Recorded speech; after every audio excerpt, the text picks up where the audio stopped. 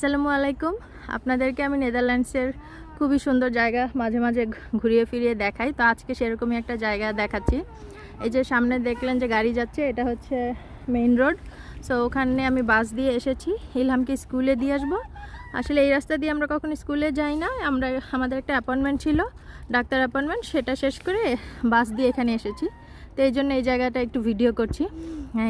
এখানে দেখেন কি সুন্দর মুরগির ফার্ম, মুরগি আছে। কেউ হয়তো পার্সোনালি এই কাজগুলো করছে, এই জন্য এখানে একটা সুন্দর ছোট ফার্ম।